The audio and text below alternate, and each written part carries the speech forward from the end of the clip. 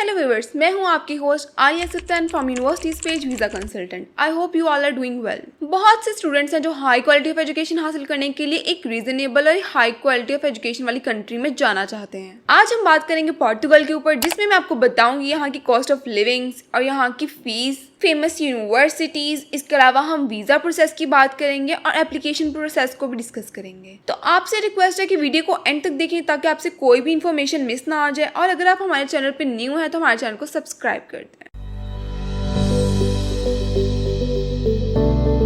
तो व्यूअर्स, पोर्तुगाल एक south west European country है जो कि अपने क्लाइमेट की वजह से बहुत फेमस है। हर साल यहाँ पे बहुत से टूरिस्ट आते हैं अपनी वेकेशन को स्पेंड करने के लिए। लिस्बन यहाँ का कैपिटल और लार्जेस्ट सिटी है। यहाँ पर बहुत सी फेमस कंपनीज हैं जो इंटरनेशनल स्टूडेंट्स को जॉब ऑफर करती हैं। इसके अलावा आप पार्ट टाइम जॉब करना चाहते हैं तो आपको वो भी बहुत सी कंपनीज ऑफर कर देती हैं। यहाँ पे बहुत से फेमस हायर एजुकेशनल इंस्टीट्यूट्स और इसके अलावा बहुत सी फेमस यूनिवर्सिटीज हैं, जिसमें हमारे पास सबसे पहले आ जाती है यूनिवर्सिटी ऑफ लिस्बन, जो कि पूरी दुनिया में 260th नंबर पर रैंक करती है। देन आ जाती है यूनिवर्सिटी ऑफ पोर्टो, जो कि पूरी दुनिया में 278 नंबर पर रैंक करती है। थर्ड नंबर पर आ जाती है यूनिवर्सिटी ऑफ कोइम्ब्रा, जो कि पूरी दुनिया में 431 नंबर पर रैंक करती है।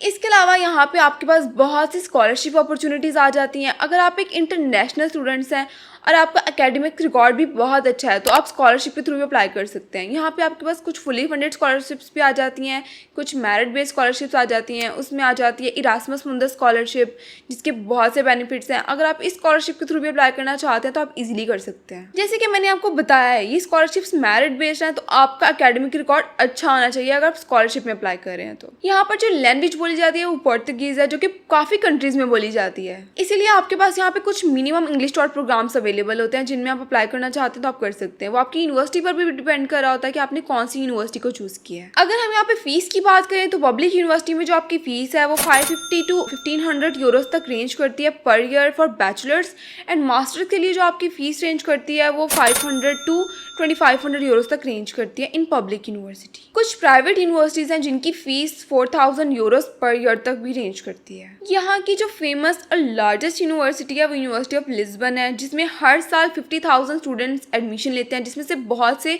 इंटरनेशनल स्टूडेंट्स को भी एडमिशन दिया जाता है और काफ़ी स्टूडेंट्स तो स्कॉलरशिप के थ्रू भी अप्लाई करते हैं। और यहाँ पर जो आपकी कॉस्ट ऑफ लिविंग आ जाती है वो अराउंड 500 to 800 यूरोस तक आ जाती है। टोटली डिपेंड कर रहा होता है आपके लाइफस्टाइल पर, जिसमें आपकी ट्रांसपोर्टेशन, आपकी अकोमोडेशन, इसके अलावा आपके फूड एक्सपेंसेस इंक्लूड कर रहे होते हैं। इसके अलावा यहाँ पे स्टूडेंट्स को पार्ट टाइम जॉब के लिए भी बहुत सी अपॉर्चुनिटीज़ मिल जाती हैं और आपको स्टडी के साथ साथ कुछ आर्ट्स भी दिए जाते हैं कि अगर आप पार्ट टाइम जॉब करके अर्निंग करना चाहते हैं तो आप कर सकते हैं।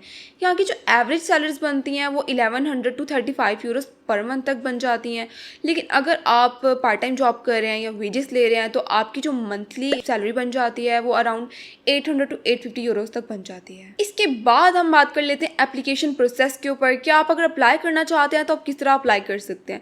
सबसे पहले आपको यूनिवर्सिटी फाइंड आउट करनी होती है। आप यूनिवर्सिटी के पोर्टल पर जाते हैं और वहाँ पर जाके अपना प्रोग्राम फाइंड आउट करते हैं और आपको चेक करना होता है कि आप अपने जिस भी प्रोग्राम में अप्लाई कर रहे हैं आप उसकी रिक्वायरमेंट को मीट कर रहे हैं कि नहीं कर रहे हैं। अगर आप उसकी रिक्वायरमेंट को मीट कर रहे हैं तो देन आप उस प्रोग्राम में अप्लाई कर सकते हैं। इसमें अप्लाई करने के लिए जो आपको डॉक्यूमेंट्स रिक्वायर्ड होते हैं, इसमें आपके एजुकेशनल डॉक्यूमेंट्स आ जाते हैं। लाइक अगर आप मास्टर्स में अप्लाई कर रहे हैं तो आपकी बैचलर्स की डिग्री होनी चाहिए और ट्रांसक्रिप्ट, और वो आपको जो भी आपके अगर बैचलर्स में अप्लाई कर रहे हैं तो आपकी मैट्रिक और इंटरमीडिएट का सर्टिफिकेट होना चाहिए और आपकी अटेस्टेड डॉक्यूमेंट्स होने चाहिए। लाइक आपका जो मैट्रिक और इंटर का सर्टिफिकेट है वो आपको IBC से अटेस्ट करवाना होगा। आपकी जो बैचलर्स की डिग्री है आपको AGC से अटेस्ट करवानी होगी।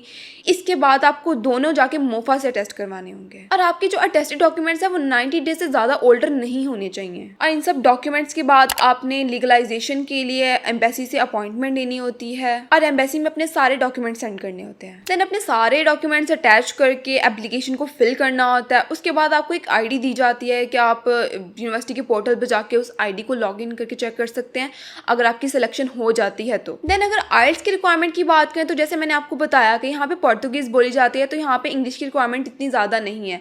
सो आप अपनी इंग्लिश प्रोफिशिएंसी सर्टिफिकेट के थ्रू भी अप्लाई कर सकते हैं इजीली। और इसके अलावा यहाँ पे आपका इंटरव्यू भी हो सकता है। वो भी डिपेंड कर रहा होता है कि आपने कौन सी यूनिवर्सिटी और कौन से प्रोग्राम को सेलेक्ट किया है, तो पॉसिबिलिटी है कि आपका इंटरव्यू यूनिवर्सिटी की तरफ से भी हो जाए। यहाँ पे आपके पास डिग्री के बाद जॉब अपॉर्चुनिटीज़ भी बहुत ज़्यादा आ जाती हैं। Fields like medical, engineering, sales, marketing and management, इसमें आपके पास वैरायटी ऑफ जॉब अपॉर्चुनिटीज़ मिल जाती हैं आपकी डिग्री की कंप्लीशन के बाद।